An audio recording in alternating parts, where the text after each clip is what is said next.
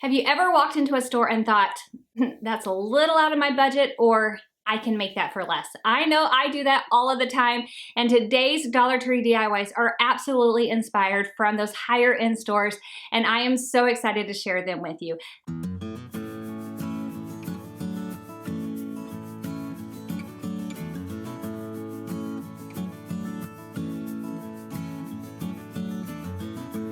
Hello and welcome. My name is Jennifer, and this is a little bit of Common Crazy, where I love sharing easy DIYs and budget decor. If you see something that you like or learn something new, I hope that you will hit that subscribe button. Today's video is sponsored by SureBonder, and let's get into it. I'm starting with 6 of these wooden boxes from Dollar Tree. Don't worry about what the cutout is. It won't really matter because we're going to be flipping these around in the end and you won't even see it. To start off with, I'm just using traditional wood glue in order to glue these little wooden boxes together. Now I'm just gluing 3 at a time by applying the wood glue to the sides, and then after I have the wood glue to the sides, I'm just using these pink clamps from Dollar Tree in order to clamp them together. That worked great on the first set of 3, and then when I went in with the second set of 3, I tried to use the pink clamps again, but this time it wasn't working as well. I was getting a little gap in the back, and that really bothered me because I wanted these to be as seamless as possible. So I ended up going in with my traditional wood clamps. These are mini 6-inch ones. I love them. There are some ones that you can get on Amazon. I will link those down below. If you don't have a set of mini ones, they are a great thing to have in your stash. Once the glue had dried on those 2 sets of 3, it was time to combine them together. Again, going in with some wood glue in order to do that. I just added it to the top of one, stacked them on top of each other, and then use those Dollar Tree pink clamps in order to hold those together while that wood glue dried. Now, this is where the fun begins. I am going in with some wood filler in order to fill in all of those little cracks. What's great about this wood filler is it starts off bright pink, but then when it dries, it's this nice white color, so you know exactly when it is dried. I'm filling in every little crack to make this nice and smooth. I really want it to look like a little mini dresser. So I go in, I add it all to the front of it because that's where those boxes were joined. I also add it to the tops and to the sides. So any place where the boxes come together, you want to make sure that you are using that wood filler. After it dried the first time around, I went in with my 220 grit sandpaper, I smoothed it out, and then I went in a second time just to really make sure everything was nice and smooth. After the second time, I felt really good about it, and it was time to paint it. I'm using Waverly's chalk paint in white in order to paint it. It took me 2 coats. Just use your favorite white paint or whatever color speaks to you. It doesn't really matter. For the little box inserts, I am sanding them with a 220 grit sandpaper just to smooth them out and get rid of any of those little splintery parts. And then I am using Midwax Golden Pecan in order to stain them. Now I'm just using a cloth and wiping it on, and then I just set those aside to let them dry. For the handles for this mini dresser, I'm going in with a dowel rod and I'm cutting it down to 1-inch pieces using my miter shears. I absolutely love this tool. It makes it so easy, and I'm just snipping off 6 little 1-inch pieces. After that, in order to attach them to the drawer, I just use a ruler to mark out exactly where I want them to go, and then some wood glue in order to attach them. Make sure that you are giving the wood enough time to set up and dry, and then you will have it good and set, and you'll be able to open those drawers with ease. I'm using the tumbling tower pieces in order to create the legs of the little mini dresser. So I total of 4 pieces. I glued 2 sets of 2 together and set that aside and let it dry. And once that was dried, I went in with the same stain that I had used earlier on the drawers, the Golden Pecan, and I quickly stained those and then set them aside to let them dry. While everything was drying, I went ahead and I took some water and a cloth to clean up my SureBonder silicone mat. This is the larger one. I absolutely love to do it because it helps me to keep a really clean surface, and they clean up so easily, whether it's paint or glue. It's fantastic to have if you love to craft and DIY. The last step for me to do is attach my feet to the little mini dresser, and I'm using a ruler to mark exactly where I want those so that I have them in even spacing from the edges of my dresser.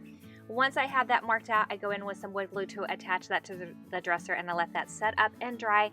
I love how this turned out. I think it's absolutely adorable. It'd be great to be a little jewelry organizer, or even in a bathroom if you want to hold like little hair ties and cotton rounds, cotton swabs. Just super cute and super functional. I have seen so many cute little lights, chandeliers made with this cute little planter from Dollar Tree, and I wanted to do my own spin with it. To start off with, you can see that the chains are just held on with this little hook. So unhook it from the bottom and then just hook it right on to the little wire that is above it so that this can now hang from the top and no longer from the bottom once we hang it up to use it as a light. To keep this really simple, I'm just using this little battery operated push light from Dollar Tree. I love it, and for $1, it really is a steal of a deal, and honestly, it is better than just $1. It just requires 3 AAA batteries and it gives off fantastic light. So to start off with, I'm going to go ahead and insert my batteries, and then I'm going to use my heat gun to help me get that sticker off the back because I'm not going to need that. If you find that you have a little bit of sticky residue left over, Goo Gone is a great way to get rid of that. It'll just rub right off. I'm using super glue to attach the push light onto that what is now our shade, and I'm just taking the super glue around that little metal rim just a tiny bit as I go around, and then I place that push light just right on top and hold it until it has a really good adherence. I have these Dollar Tree stickers and I am never going to use the letter Q, so I'm clipping off the tail because it makes the perfect cover for the push light when I go in to paint it. So cover up the outside of the push light with a Q, and then the inside of the push light I'm just using some painter's tape. I also have this lid that I got from a jar from Dollar Tree. Now any lid that you have that is completely closed will work. It doesn't have to necessarily be one off of a Dollar Tree jar. And I'm using some Rust-Oleum Ultra Matte paint in black to paint these. I take them out to my spray tent and I give them a good spray to do that. I just want to cover up all of that white and the silver of that lid. When all the paint was dry, I came back in and now I peeled off that sticker, and I love how that black looks on that light. It made all the difference. So now I'm using some super glue. I'm taking it around the little wire parts of the light in order to attach the black lid now on top of that. So place that down, and then to elevate this a little bit more, I'm going in with this faux ribbon from Dollar Tree. I love this stuff. I think it's so pretty. I love that Dollar Tree is carrying this now. And I'm using my detail tip glue gun from SureBonder. It's one of my absolute favorite glue guns because you can really control how much hot glue you can get out of it. So I just attach a little hot glue on one end of the ribbon. I snip the ribbon and then I add a little hot glue to place the other end of the ribbon. And that is it for getting that ribbon down.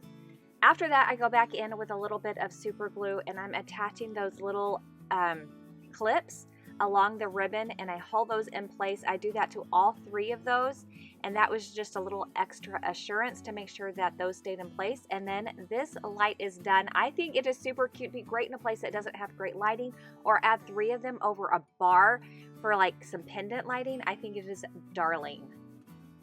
For this project, I grabbed 2 of these planters from Dollar Tree, and I really wanted to get like a little higher of a planter. I didn't want it to be so low to the ground.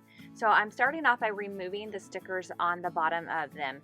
After I have them removed, I'm placing some hot glue on the outer edge so that I can attach both of my planters together. Alrighty, this is one of my favorite glue guns from SureBonder. It's part of their Ultra series and I love it for 2 reasons. 1, it has dual temp, which I think is fantastic for any crafter or DIYer. And 2nd, this little lever controls the auto shut off. Yep, you heard me. Auto shut off. Have you ever left your glue gun plugged in? Have you? Anyone raising their hand right now? Because I have left my glue gun in and totally ruined a glue gun. And so every time you click that lever, it resets it for another 30 minutes. And that to me is such an important thing because I don't want to ruin any more glue guns or burn down my house. Nope, don't want to do that. I went ahead and I placed my 2 planters on top of each other, and after that I took my drill and I am drilling 3 holes so that when I place a plant in here, I will have some really good drainage holes. I decided I want to go ahead and paint these, so I'm using Rust-Oleum's Ultra Matte and White. This is my favorite spray paint. I pick it up at Walmart. I took it out to my spray tent and gave them a really good coat of that. I'm using this faux leather ribbon from Dollar Tree, and I'm taking it around that seam in order to camouflage that seam. Plus, I love the pop of color and warmth that this cognac color provides to this planter. So I measured around first how much I needed. I trimmed that off, and then I'm using my SureBonder cordless detail tip glue gun in order to attach that onto the planter. I love this. This is another one of my absolute favorite glue guns because one, it is cordless, and two, of the detail tip, you can really control the amount of glue that you get. Now this one is like their special edition Lynn Lilly one. A lot of times you have seen their traditional black and green one that I use in my videos.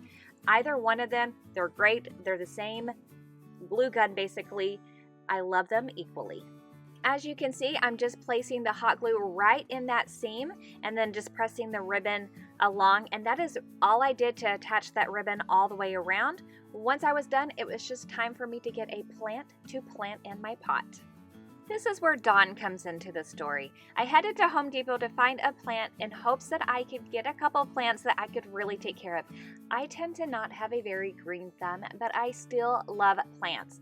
So Don owned his own nursery and lawn care company for years, was retired for 4 years, and his wife suggested maybe he should go find something to do, and he agreed that maybe being at home was not the best idea either. So he has now worked at Home Depot for 21 years. He was the sweetest, cutest man.